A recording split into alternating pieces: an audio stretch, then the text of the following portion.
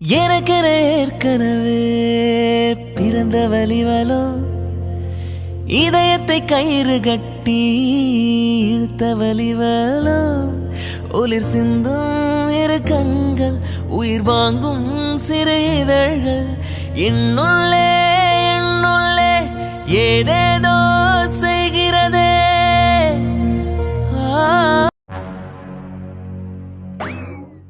டேய், நீ சொன்ன மாதிரி எல்லா அரேஞ்ச்மெண்ட்ஸும் ரெடியாக இருக்குடா மச்சான். ஓகேடா.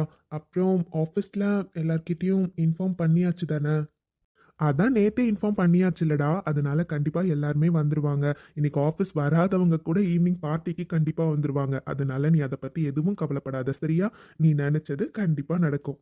ஆனால் ஒன்றுடா காட்டி, நல்ல வேலை இன்னைக்கு நீ அனிதாவை ஆஃபீஸ்க்கு கூட்டிகிட்டு வரல. நேற்றே அந்த அசோக் கிட்ட இருந்து எனக்கு இன்ஃபர்மேஷன் வந்துச்சுடா. ஆஃபீஸில் 2 பேர் வந்து உன்னையும் அனிதாவையும் தப்பாக மென்ஷன் பண்ணி பேசியிருந்திருப்பாங்க போல.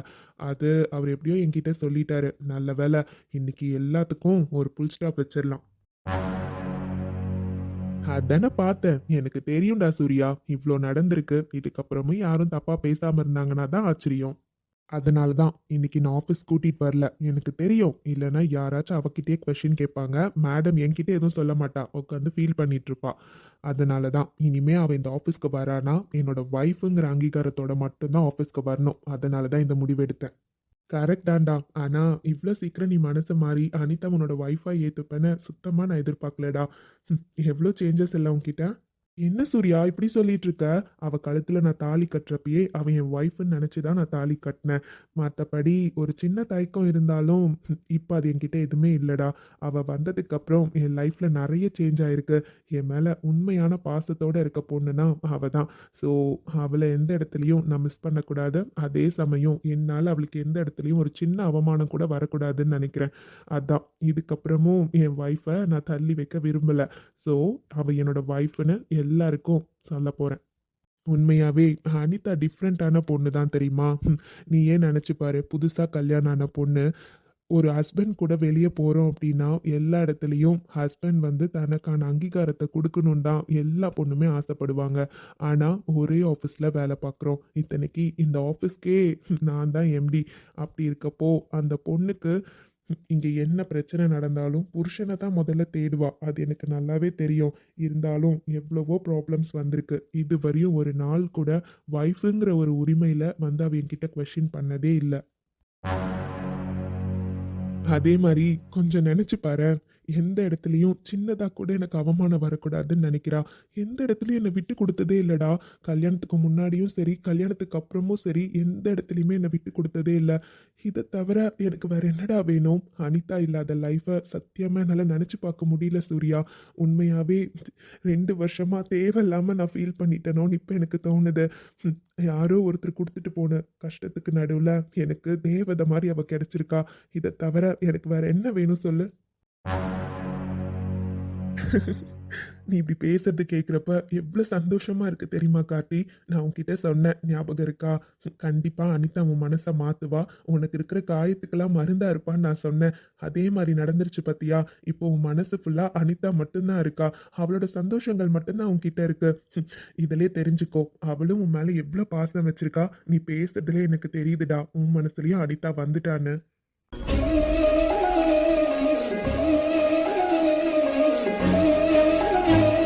மச்சான், என்னடா சிரிக்கலாம் செய்ற? உண்மைதான் சூர்யா. ஸ்டார்டிங்ல அவளை புரிஞ்சுக்கிறது கொஞ்சம் கஷ்டமா தான் இருந்துச்சு. ஆனா போக போக அவ காட்டுற அன்புலே என்னை மாத்திட்டாடா. என் மனசு ஃபுல்லா அனிதா மட்டும்தான் இருக்கா. டேய் மச்சான், அப்போ அனிதாவை நீ லவ் பண்றேன்னு சொல்லு.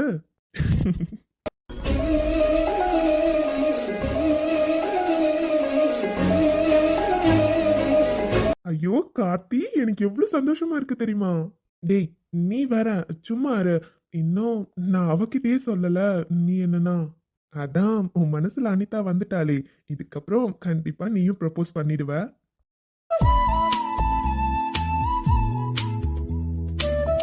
ஏய் சும்மா இருடா, சும்மா அதை பத்தியே பேசிட்டு இருக்க. இன்னைக்கு ஈவினிங் பார்ட்டிக்கு என்னென்ன ஏற்பாடோ அதை பத்தி பேசலாம், சரியா? டைம் ஆச்சு பாரு, கிளம்பலாமா? போதும் போதும்டா, வெக்கப்படாத. ஷோ, இவன் ஒருத்தன். நீ இப்ப வரியா இல்ல நான் கிளம்பட்டுமா? கிளம்பலாம்டா. சரி, நான் வீட்டுக்கு போய் ரெடி ஆயிட்டு வந்துடுறேன். நீயும் போய் ரெடி ஆகு. ஓகே? Okay, okay. ஆனா ஞாபகம் இருக்கட்டும், இதான் அனிதாக்கு சர்ப்ரைஸ் தான். ஸோ அவளுக்கு எதுவும் தெரியக்கூடாது. சரிடா.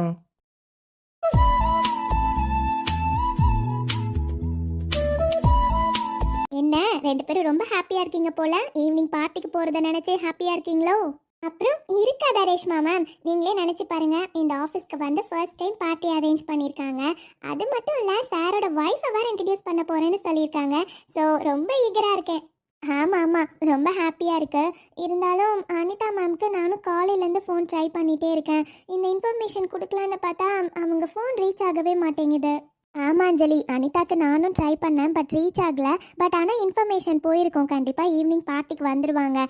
பிகாஸ் ஆஃபீஸ்க்கு வராதவங்களுக்கு கூட இன்ஃபர்மேஷன் அனுப்பியிருக்காங்க. ஸோ கண்டிப்பாக வந்துடுவாங்க.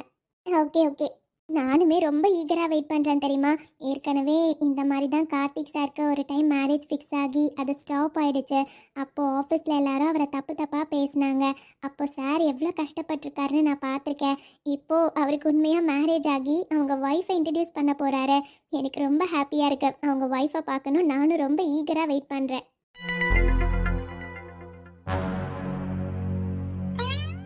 எப்படியோடா, இத்தனை மீட்டிங்க்கு அப்புறம் நாம நினைச்ச மாதிரி சக்சஸ் ஆயிடுச்சு. ஆமா ஆதி, எனக்கு ரொம்ப சந்தோஷமா இருக்கு.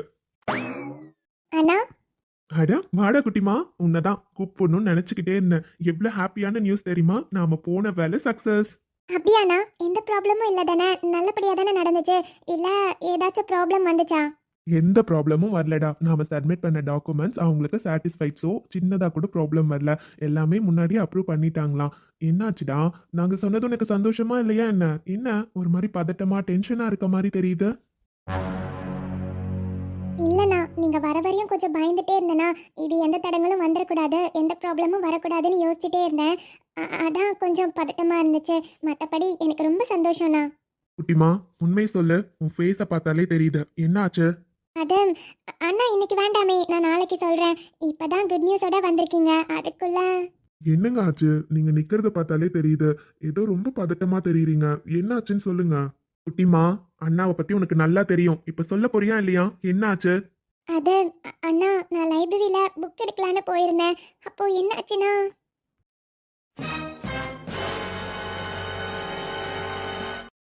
வாட்? ஆமாண்ணா, எனக்கும் கேட்ட உடனே செம்ம கோவம் வந்துச்சு. ஆனால் இதை பற்றி நான் கேட்டால் கண்டிப்பாக அவங்க உஷாராயிடுவாங்கல்லண்ணா. அவர் மேலே எவ்வளோ நம்பிக்கை வச்சுருந்தீங்க.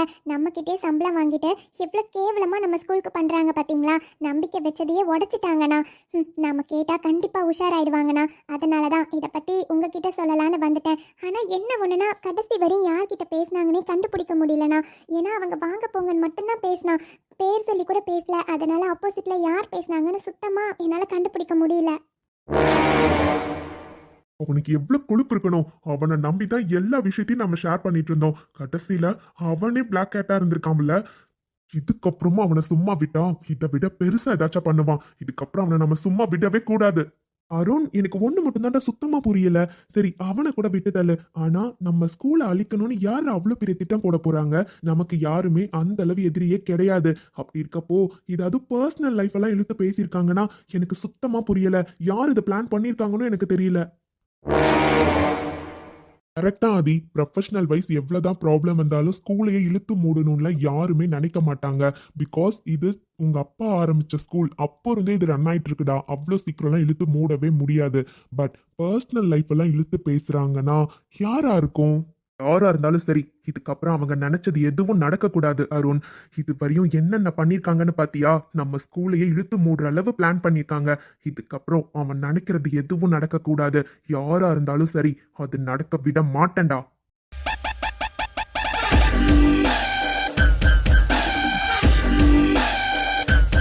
என்னோட பர்சனல் லைஃப்குள்ளேயே என்ட்ரு ஆயிருக்காங்கன்னா அப்போ எனக்கு ஒரு டவுட் இருக்கு. பட் கன்ஃபார்ம் ஆகட்டும், அதுக்கப்புறம் நான் சொல்றேன். நல்ல வேலை அப்பண்ணா, நீ எல்லாத்தையும் கேட்டுட்டு எதுவும் ரியாக்ட் பண்ணாம வந்திருக்க. நம்ம ரியாக்ட் பண்ணா மட்டும்தான் அடுத்து அவங்களோட மூவ் என்னன்னு நமக்கு தெரியாம போயிருக்கும். ஸோ இதுக்கப்புறம் நம்ம பார்த்துக்கலாம். அதை விடுங்க, இன்னைக்கு ரொம்ப ஹாப்பியான விஷயம் நடந்திருக்கு. So let's enjoy. ஓகே? எப்படிடா உன்னால எதுவுமே நடக்காத மாதிரி இவ்வளவு நார்மலா இருக்க முடியுது? இப்பவே எனக்கு அவனை கூப்பிட்டு வச்சு 4 அறை அறையணும் போல அவ்வளோ கோவம் வருது. இல்ல அருண், இந்த இடத்துல நம்ம ஸ்மார்ட் மூவ் தான் பண்ணணும். நம்ம கண்டிப்பா அவனுக்கு டவுட் வர மாதிரி கொஞ்சம் கூட நடந்துக்க கூடாது. அப்படி நடந்தா கண்டிப்பா அடுத்த இன்ஸ்பெக்ஷன்ல அவன் பெருசா ஏதாச்சும் வைப்பான். அவனோட மூவ் என்னன்னு நமக்கு தெரியணும்னா நாம பொறுமையா இருந்து தான் ஆகணும். நமக்கு ஸ்கூல் தான் முக்கியம், புரியுதா? ஸோ இப்போ அதை பத்தி விடு. எனக்கு கொஞ்சம் ஒர்க் இருக்கு, நான் ரூமுக்கு போறேன், நீ பாரு. நீங்க எதுக்காக இப்போ இவ்வளோ கோவமா இருக்கீங்க? இதுக்காக தான் நான் சொல்ல வேண்டாம்னு நினைச்சேன். இங்க பாருங்க, அண்ணா சொன்னது தான் கரெக்டு. இந்த இடத்துல நம்ம கோவப்படக்கூடாது. கண்டிப்பா யோசிச்சு தான் நெக்ஸ்ட் ஸ்டெப் எடுத்து வைக்கணுங்க. ப்ளீஸ் கோவப்படாதீங்க, நிதானமா யோசிங்க. கண்டிப்பா உங்களுக்கு நல்ல ஐடியாவாவே கிடைக்கும். எனக்கு நீங்க சொல்றது எல்லாமே புரியுது அப்பண்ணா.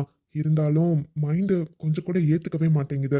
எனக்கு இந்த மாதிரி துரோகம் பண்றவங்க மட்டும் எனக்கு சுத்தமா பிடிக்காது தெரியுமா? துரோகம் பண்றவங்கள பார்த்தாலே எனக்கு அவ்வளோ கோபம் வரும். சரி, ரிலாக்ஸ். சாரி, உங்ககிட்ட டென்ஷன் ஆயிட்டேன்ல. அது துரோகம் பண்ணாங்கன்னு தெரிஞ்ச உடனே என்னால் அது ஏத்துக்கவே முடியல. சாரி. இல்ல பரவாயில்லைங்க, ஒன்றும் பிரச்சனை இல்லை. சரிங்க, ஸ்கூல் விடுற டைம் ஆச்சுல, நானும் கிளாஸ்க்கு கிளம்புறேன். ஆ, ஓகே அப்பர்ணா. ஆமா. ஏய் பாத்து. என்ன அப்பர்ணா, கேர்ஃபுல்லா போகணும்ல. மைண்ட் எல்லாம் எங்க வச்சிருக்கீங்க? என்கிட்ட நிதானமா இருக்க சொல்லிட்டு நீங்க டென்ஷனா இருக்கீங்க, கரெக்டா? அது உங்களை பார்த்தாலே எனக்கு தெரியுது. ரிலாக்ஸா இருங்க, அதான் பார்த்துக்கலான்னு நீங்க தானே தைரியமா சொன்னீங்க. இப்போ நீங்களே இப்படி இருந்தா எப்படி அப்பர்ணா?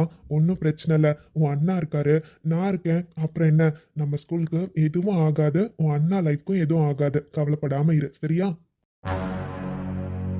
என்ன, உங்களுக்கு எப்படி தெரியும் நான் அண்ணா லைஃப்பை நினைச்சு? இது கண்டுபிடிக்கிறது என்ன கஷ்டமா? நீ ஸ்கூலை பத்தி எங்ககிட்ட பேசினதை விட உன் அண்ணா லைஃப்பை பத்தி தான் நிறைய இவ்வளவு நேரம் பேசிட்டு இருந்த. அப்படி இருக்கப்போ எனக்கு தெரியாதா? இங்க பாரு, கண்டிப்பா ஆதிக்கு எதுவும் ஆகாது. ஆதியோட லைஃப்க்கும் எதுவும் ஆகாது. நீ அது எதை பத்தியும் யோசிக்காத, சரியா? இல்லைங்க, என்னமோ தெரியல, மனசெல்லாம் ஒரு மாதிரி படபடன்னு இருக்கு. என்னன்னா, அவங்க ரொம்ப ஒரு மாதிரி பேசினாங்க. உங்ககிட்ட நான் எல்லாமே சொன்னேன், பட் அதை நான் நேரில் பார்த்தேன். அவங்க பேசின ஆக்ரோஷம், அவங்க சிரித்து பேசினது, இதெல்லாம் கேட்குறப்போ அண்ணாவோட லைஃப் நல்லாவே இருக்கக்கூடாதுன்னு நினச்சி பேசின மாதிரி இருந்துச்சு. அவங்க ஏதோ யூஎஸில் இருக்காங்க, இந்தியாவுக்கு வர போகிறாங்க, என்னென்னமோ பேசினாங்க. ஸோ எனக்கு ரொம்ப ஒரு மாதிரி டென்ஷனாகவே இருக்குது. அண்ணியை பற்றி உங்களுக்கே நல்லா தெரியும். அண்ணி ரொம்ப வெகுளியானவங்க, அவங்களுக்கு ரொம்ப கஷ்டம். எனக்கு அதான். நீ அதை பத்தி எதுவும் கவலைப்படாத. அப்படிலாம் நம்ம ஏதாச்சும் நடக்கிற வரையும் பார்த்துட்டு சும்மாவா இருக்க போறோம்? எதுவும் இல்ல, யாரோ சும்மா பூச்சாண்டி காட்டுறாங்க. நீ அதை பத்தி எதுவும் யோசிக்காத, சரியா? எனக்கு பயமாவே இருந்தாலும் உங்க மேல எனக்கு நம்பிக்கை இருக்கு. அண்ணாக்கு கண்டிப்பா நீங்க எதுவும் வரவிட மாட்டீங்க, எனக்கு தெரியும். பாரா, உண்மையாவே என் மேல அவ்வளவு நம்பிக்கையா? நான் ஒன்றும் கிண்டலுக்கு சொல்லல, சீரியஸா சொல்றேன். நீங்க காலேஜ் படிக்கிறப்ப இருந்தே அண்ணாக்கு எவ்வளோ க்ளோஸ் ஃப்ரெண்டுன்னு எனக்கு தெரியும். அண்ணா உங்களை பத்தி எப்ப பார்த்தாலும் பெருமையா சொல்லிட்டே இருப்பாரு. அப்ப இருந்தே நீங்க நல்லவர்னு எனக்கு தெரியும். அப்படி இருக்கப்போ அவங்க ஃப்ரெண்டு. ஸோ ஓ, என் ஃப்ரெண்டு, அதனாலதான். அப்போ உங்களுக்கு எனக்கு போங்க. அதெல்லாம் முடியாது. நீ தானே ஸ்டார்ட் பண்ண. உன் அண்ணாக்கு நான் ஃப்ரெண்டு, அப்போ உனக்கு? போங்க, சும்மா இருங்க. ஸ்கூல் விடுற டைம் ஆச்சு, விடுங்க. உண்மையாவே உனக்கு என் மேல அவ்வளவு நம்பிக்கையா? ஆமா, நான் ஒன்றும் சும்மா சொல்லலை. எனக்கு உங்கள் மேலே நிறையவே நம்பிக்கை இருக்கு. நீங்கள் அண்ணாக்கு க்ளோஸ் ஃப்ரெண்ட், என் அண்ணாக்கு எதுவும் ஆகவும் விட மாட்டீங்க. அதே மாதிரி என்னையும் நீங்கள் நல்லா பார்த்துப்பீங்கன்னு எனக்கு நம்பிக்கை இருக்கு. நிழல் தரும் இவள் பார்வை வழி எங்கும் இனி தேவை. உயிரே உயிரே உயிர் நீதான் என்றால் நீ பார்த்து. உடனே வருமா உடல் சா. என்னடா மச்சான், ரெடியா? கிளம்பலாமா? நான்லாம் ரெடி தான்டா. ஆனா உன் தங்கச்சி இருக்கா பாரு, இன்னும் ரெடி ஆகல. ரெடி ஆயிட்டே இருக்கா. முடிஞ்சதும் கிளம்பலாம். அதானே, பொண்ணுங்களுக்கு ரெடி ஆகிறதுக்கு சொல்லவா வேணும்? அது வேணா கரெக்ட் தான்டா. எல்லா பொண்ணுங்களும் ஒரே மாதிரி தான் இருக்காங்க. அண்ணா, வாடாமு. என்ன மேடம் ஏதோ எதிர்பார்த்து வந்து நிக்கிற மாதிரி தெரியுது. என்ன வேணும்? அண்ணா, அது வந்து நாளைக்கு சாயந்தரம் கொஞ்சம் வெளியே போகணும். அதான் உங்ககிட்ட பெர்மிஷன் வாங்கிக்கலான்னு. புரியல. எங்க வெளியே போனோம்? எங்கன்னு சொல்லு, நானே கூட்டிட்டு போறேன். அண்ணா, அதெல்லாம் ஒன்றும் வேண்டாம். நான் ஸ்டெல்லா 2 பேரும் தான் போகிறோன்னா, போயிட்டு ஈவினிங் ஒரு 7-7:30 ஆகிடும் வீட்டுக்கு வர்றதுக்கு. அதான். கயல், இது என்ன புது பழக்கம்? எப்பவும் இந்த மாதிரி காலேஜ் முடிச்சுலாம் எங்கேயும் வெளியே போக மாட்டீங்களே, இன்னைக்கு என்ன புதுசாக வந்து பெர்மிஷன் கேட்குறேன். அதுவும் எங்கேயாச்சும் பக்கத்தில் போகிறதா இருந்தால் 1 hour 1/2 hour பெர்மிஷன் கேட்பேன். இது என்ன 7:30 வரையும் என்ன வேலை உனக்கு? எங்கே போகணும்னு சொல்லு, நான் கூட்டிகிட்டு போகிறேன். எங்கே போகணும்? அண்ணா அது எங்கள் ஃப்ரெண்டோட பர்த்டே பார்ட்டி இருக்குண்ணா. நாங்கள் வரலன்னு எத்தனையோ முறை சொன்னோம், ஆனால் கேட்கவே மாட்டேன்றாங்க. அதான் போய் அட்டன் பண்ணிட்டு வந்துட்டுமா? ஃப்ரெண்டுனா யாரோட பர்த்டே பார்ட்டி? அண்ணா அது ஸ்ரீயோட பர்த்டே பார்ட்டி தான். அவ எல்லாரையுமே இன்வைட் பண்ணியிருக்காண்ணா. அதான். கயல், இதெல்லாம் புதுசாக இருக்கு. இது வரையும் நீ எந்த பர்த்டே பார்ட்டியும் தனியாக அட்டன் பண்ணதில்ல, நான் அலோவ் பண்ணதும் கிடையாது. உனக்கே நல்லா தெரியும். ம் நான் எப்படியும் அலோவ் பண்ண மாட்டேன்னு உனக்கு தெரியும். தெரிஞ்சும் வந்து பெர்மிஷன் கேட்குறேன்னா? அண்ணா எனக்கு தெரியும், ஆனால் அவ ரொம்ப ஃபோர்ஸ் பண்ணுறானா. நான் எத்தனையோ முறை சொல்லிட்டேன், கேட்க மாட்டேன்றான். கையல், அவங்க அப்படிதான் ஃபோர்ஸ் பண்ணுவாங்க. அதுக்காக எல்லாரோட பர்த்டே பார்ட்டிஸும் அட்டன் பண்ணணும்னு எந்த அவசியமும் இல்லை, புரியுதா? இங்க பாரு கையல், இதுக்கு முன்னாடி எப்பவும் நீ என்கிட்ட கேட்டதில்ல, நான் அலோவ் பண்ணதும் இல்லை. பட் ஃபர்ஸ்ட் டைம் வந்து நீ என்கிட்ட கேட்குற. நான் வேண்டான்னு சொன்னதுக்கு அப்புறமும் கேட்குற. ஓகே, நான் அலோவ் பண்ணுறேன். பட் 7:30 வரையில என்னால் அலோவ் பண்ண முடியாது. ஷார்ப் 6:30 நீ வீட்டில் இருக்கணும், புரியுதா? அண்ணா பார்ட்டியே 6:30க்கு மேலே தான் ஸ்டார்ட் ஆகும். அண்ணா அவள் எங்களை மட்டும் இன்வைட் பண்ணல, கண்டிப்பாக வீட்டிலேருந்து யாரையாச்சும் கூட்டிகிட்டு வரலான்னு தானே சொன்னாங்க. அதனால் வீட்டிலேருந்து நான் யாரையாச்சும் கூட்டிகிட்டு போட்டுமா? அப்போனா அலோவ் பண்ணுவீங்களா? கையல், சரி, அப்புறம் பார்க்கலாம். அண்ணா முக்கியமாக கிளம்புறேன், உனக்கு தெரியும்ல, நான் மார்னிங் சொல்கிறேன். ம் டேய், நீ வந்துடு. அங்க அனிதா ரெடியா இருப்பா, நான் கூட்டிட்டு வந்துடுறேன். டைம் ஆகுதுல்ல. சரிடா, நீ போ. ஓ என்னோடு தான் கண்ணாமூச்சி என்றும் ஆடும் பட்டாம்பூச்சி. சூர்யா, என்ன கையல்? எனக்கு ஒரு சின்ன ஹெல்ப் பண்ணுறீங்களா? ஹெல்ப்பா? சரி, என்னன்னு சொல்லு. ப்ளீஸ் சூர்யா, உங்களுக்கு தெரியும்ல ஸ்ரீ என்னோட க்ளோஸ் ஃப்ரெண்ட். ப்ளீஸ் அண்ணா கிட்ட சொல்லி பெர்மிஷன் வாங்கி கொடுங்களேன். வீட்டில் யாரையாச்சும் கூட அனுப்ப சொல்லுங்க ப்ளீஸ் சூர்யா. இதுவரையும் நான் எப்பவும் யாருக்காகவும் கேட்டதில்லைல்ல. அவள் சின்ன வயசுலேருந்தே என் கூடவே படிக்கிறா. ஸ்டெல்லாவும் நானும் அவள் 3 பேர் தானே க்ளோஸ் ஃப்ரெண்ட்ஸ். ப்ளீஸ். நீ சொல்றதெல்லாம் எனக்கு புரியுது கையல். பட் உங்க அண்ணா ஒரு முடிவெடுத்தா அது மாத்திக்க மாட்டான்னு உனக்கே நல்லா தெரியும். அப்புறமும் ப்ளீஸ் சூர்யா, நீங்கள் சொன்னால் கண்டிப்பாக அண்ணா கேட்பாரு. ப்ளீஸ் ப்ளீஸ் ப்ளீஸ் ஒன்று பண்ணுறீங்களா? நீங்கள் வேணா கூட வாங்களேன். என்னது? நானா? எனக்கு யார தெரியும்? என்ன இப்படி கேட்குறீங்க? உங்களுக்கு ஸ்டெல்லா ஸ்ரீ 2 பேரையுமே நல்லா தெரியும்ல. நீங்கள் வந்தால் அண்ணா எதுவுமே சொல்ல மாட்டார், ஓகே சொல்லிடுவார். ப்ளீஸ் நாளைக்கு ஒரு நாளைக்கு வாங்களேன். நான் உன் கூட வந்தா உனக்கு கம்ஃபர்டபுளா இருக்காதே. அதெல்லாம் இல்லை, எனக்கு கம்ஃபர்டபுளாக தான் இருக்கும். ப்ளீஸ். சரி, நான் உன் அண்ணா கிட்ட பேசி பார்க்குறேன். நிஜமாவா? ஏய், நான் பேசி பார்க்குறேன். ஆனால் அவன் அலோவ் பண்ணலன்னா எனக்கு தெரியாது. நான் கூட வர்றதுல உனக்கு ப்ராப்ளம் இல்லைல்ல? எனக்கு என்ன ப்ராப்ளம் இருக்க போகுது? எனக்கு டபுள் ஓகே. நீங்கள் வந்தால் எனக்கு எந்த பிரச்சனையும் இல்லை, போயிட்டு வரலாம். சரி கையல், நான் பேசிட்டு சொல்கிறேன். ம்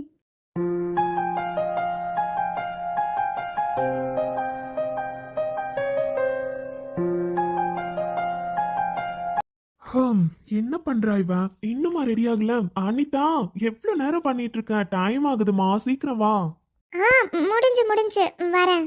நானும் எவ்வளவு நேரமா வெயிட் பண்ணிட்டு இருக்கேன் உன்னை அந்த சாரியில பார்க்கணும்னு. சீக்கிரம் வா. வரேன். இந்த பொண்ணுங்க மட்டும் ஏன் தான் ரெடி ஆகிறதுக்கு இவ்வளோ நேரம் எடுத்துக்கிறாங்கன்னு தெரியலப்பா. எங்களெல்லாம் பாருங்க, டக்குன்னு ட்ரெஸ்ஸை மாத்தனமா, முடிஞ்சிச்சு எங்க வேலையே. ஏங்க நீங்க புலம்புறது இந்த வரையும் கேக்குது. வந்துட்டேன், போலாமா?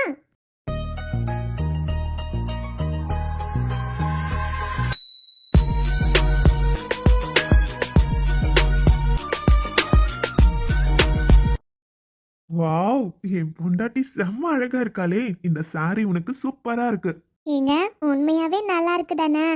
ஏன்னா இந்த மாதிரி டிசைனர் சாரீலாம் நான் கட்டினதே இல்லையா, ஃபர்ஸ்ட் டைம் கட்டுறேன். அதுவும் சிங்கிள் ஃப்ளீட் வேற விட சொன்னீங்கன்னு விட்டுட்டேனா. இதே ஒரு மாதிரி அன்கம்ஃபர்டபுளாக தான் இருக்கு. ஆனால் ஏதோ ஒரு மாதிரி டிஃப்ரெண்ட்டாக தோணுது. நல்லா இருக்கா? அடியே என் செல்லக்குட்டி, உண்மையாவே சூப்பரா இருக்குடி. தேவதை மாதிரி இருக்க. எவ்வளவு அழகா இருக்கு தெரியுமா உனக்கு? நான் உனக்காக யோசிச்சு பார்த்து வாங்கினேன். நான் நினைச்ச மாதிரியே அவ்வளவு அழகா இருக்கு உனக்கு. ஆனால் எனக்கு இப்போதாங்க தெரியும் உங்களுக்கு சாரீலாம் செலக்ட் பண்ண தெரியும்னு. ஆனால் சூப்பராக செலக்ட் பண்ணியிருக்கீங்க. எனக்குமே இந்த கலர் பிடிச்சிருக்கு. அப்படியா பொண்டாட்டி? அப்படிதான். உங்களுக்கும் ட்ரெஸ் நல்லா இருக்கே. என்ன ஸ்டைலா? அப்புறம் என் பொண்டாட்டி பக்கத்துல நிக்கிறப்போ கொஞ்சமாச்சும் நானும் ஸ்டைலா அழகா தெரியணும்ல. அப்பதான் உனக்கு கொஞ்சமாச்சும் ஈக்குவலா கொடுக்கணும்ல. அதான் நல்லா இருக்கா? சூப்பரா இருக்கீங்க. ஏங்க இவ்வளோ தூரம் ரெடி ஆயிட்டோம்ல, இப்போவாச்சும் சொல்லுங்க எங்க போறோம்? எனக்கு தெரியும் நீங்க என்கிட்ட எதையோ மறைக்கிறீங்க. அடிப்பாவி, நான் என்ன மறைக்க போறேன்? நான் தான் உன்கிட்ட நேத்தே சொன்னேன்ல, திரும்ப திரும்ப கேள்வி கேட்டாலும் எதுவும் இல்ல. நாம இப்ப பார்ட்டிக்கு தான் போறோம், சரியா? வா கிளம்பலாம், டைம் ஆச்சு. சூர்யா ஆல்ரெடி ரெடியாகி வந்துட்டான். எவ்வளோ நேரம் கேட்டுட்டே இருக்கான். டைம் ஆகுது அனிதா, கிளம்பலாமா? ஓ சூர்யா நான் வந்துட்டாரா? சரிங்க கிளம்பலாம். உன்னை மூடிக்கொண்டாலும் உன்னை கண்டே மீண்டும் ஏன் இந்த ஏக்கம் வெள்ளை மேகத்துண்டுக்குள் ஏடும் மின்னல் போ. அட ஆமாமா. ரொம்ப சந்தோஷம்ப்பா. நீ ஃபோன் பண்ணி சொன்ன உடனே வீட்டில் எவ்வளோ சந்தோஷப்பட்டாங்க தெரியுமா? உனக்கு தான் சூடா உங்க அண்ணி கேசரி பண்ணிட்டு இருக்கா. அட உண்மையாவாமா? அண்ணி செய்யற கேசரினா எனக்கு அவ்வளோ பிடிக்கும். Okay okay. அதானே, உனக்கு எப்படி பிடிக்கும்னு அவளுக்கு தானே தெரியும். அவ தான் பார்த்து பார்த்து செஞ்சிட்டு இருக்கான்.